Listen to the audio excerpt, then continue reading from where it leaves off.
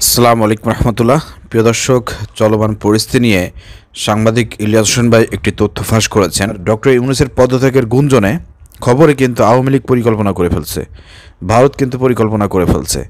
এছাড়া বাংলাদেশে আওয়ামী লীগ ফ্যাসিবাদের দোসররা যারা যেখানে লুকিয়ে আছে তারা কিন্তু পরিকল্পনা করতেছে। তাদেরই পরিকল্পনার একটি স্ক্রিনশট ফাঁস করেছেন সাংবাদিক ইলিয়াস ভাই, আপনার স্ক্রিনে দেখতে পাচ্ছেন। জয় বাংলা ফাউন্ডেশন নামের একটি গ্রুপ, সেখানে গ্রুপে একজন পোস্ট করেছে, দখলদার ইউনূসকে টুডে অর টুমোরো পদত্যাগ করতেই হবে। এরপর যেন কোনোভাবেই পালাতে না পারে। গত 9 মাসের প্রত্যেকটা মবের দায়ভার তাকে নিতে হবে। সংবিধান পরিপন্থী সকল কর্মকাণ্ডের দায় তাকে নিতে হবে। প্রশাসন তাকে আইনের আওতায় আনতে হবে।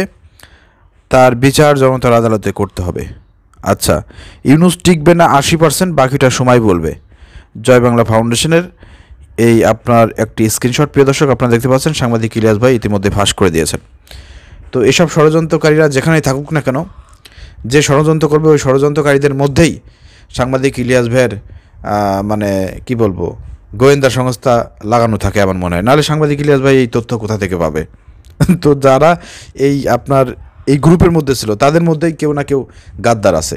অর্থাৎ বাংলাদেশে এই ফ্যাসিবাদের দোসর আপনারা যারা আছেন, চালাকি করে এই ধরনের ষড়যন্ত্র করে পরিকল্পনা করে বাংলাদেশকে নিয়ে যে আপনাদের যে ষড়যন্ত্র, এই ষড়যন্ত্র সফল হবে না ইনশাআল্লাহ। ফ্যাসিবাদের দোসররা তোমরা যেখান থেকে ষড়যন্ত্র করো না কেন, তোমাদের ষড়যন্ত্র ফাঁস হয়ে যাবে, ঠিক আছে? দখলদার ইউনূসকে টুডে আর টুমোরো পদত্যাগ করতেই হবে। পদত্যাগ যদি ইউনূসকে করতে হয় তাহলে ইউনূসের ব্যর্থতার কারণে না, এদেশের রাজনীতিবিদদের ব্যর্থতার কারণেই ইউনূস পদত্যাগ করে দেশ ছেড়ে চলে যাবেন। এটা তিনি নিজের ইচ্ছাতেই করবেন, ঠিক আছে? আর এরপর যেন কোনোভাবেই পালাতে না পারে। পালানোর কি আছে? ডক্টর ইউনূস আগেও যেরকম ছিল এখনও সেরকমের থাকবে, সামনেও সেরকমের থাকবে। এখানে পালানোর কোনো সুযোগ নাই। কিন্তু তোমরা কিন্তু পালায়ন করেছো। পালাতে না পারে তোমরা কিন্তু ঠিকই পালায়ন করেছো। গত 9 মাসের প্রত্যেকটা মবের দায়ভার তাকে নিতে হবে। আচ্ছা, সংবিধান পরিপন্থী যত কর্মকাণ্ড ঘটেছে সব কিছু হিসাব নিতে হবে, তাই না? ভুলে যাও, এই স্বপ্ন বাদ দাও। তোমরা যে স্বপ্ন দেখতেছো পলায় পলায় গর্তের মধ্যে লুকায়ে এই ধরনের পরামর্শ করতেছো, ষড়যন্ত্র করতেছো, এই স্বপ্ন বাংলাদেশের মাটিতে আর কখনো বাস্তবায়ন হবে না। আওয়ামী লীগ ফিরে আসার কোনো সম্ভাবনা নাই। অতএব গর্ত থেকে বেরিয়ে এসে এখন ভালো মানুষ হওয়ার চেষ্টা করো, ঠিক আছে? ইসলামের পথে আসো, দিনের পথে আসো, ধান্দামি ছেড়ে দাও। তোমাদের কপালে অনেক খারাপ আছে। ষড়যন্ত্র করবা, দিন শেষে একটারও পিঠের চামড়া থাকবে না।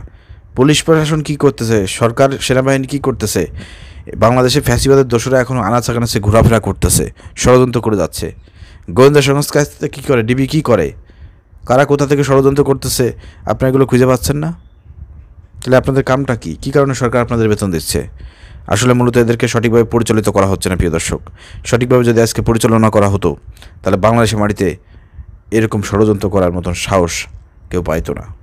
প্রশাসনকে বলবো, গোয়েন্দা সংস্থার টিমকে বলবো, সাইবার টিমকে বলবো, কারা কে কোথা থেকে ষড়যন্ত্র করেছে তাদেরকে গ্রেপ্তার করে আইনে আওতায় নিয়ে এমন শাস্তি প্রদান করেন যাতে নেক্সট এই ধরনের দুঃস্বপ্ন দেখার সাহস যাতে না পায়।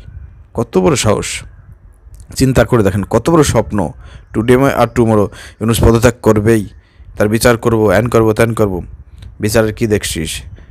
তোদের মা আছে নাকি বাংলাদেশে ধরে এনে উপকাশ্যে শাহবাগে ফাঁসির মঞ্চে ঝুলিয়ে বিদায় করলে পারে এদেশের মানুষের শহীদদের আত্মা শান্তি পাবে, সেটার অপেক্ষা মানুষ বসে আছে।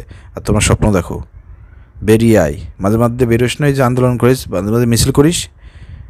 তো মিছিল যারা করিস তোদের তো লজ্জা হওয়া দরকার যে তোদেরকে ফেলায় রেখে তোদের মা চলে গেছে, সে মায়ের জন্য আবার আন্দোলন করিস। তোদের লজ্জা হওয়া উচিত। তোদের মতো কুসন্তান এই জগতে আর নাই, তোদের লজ্জা হওয়া উচিত।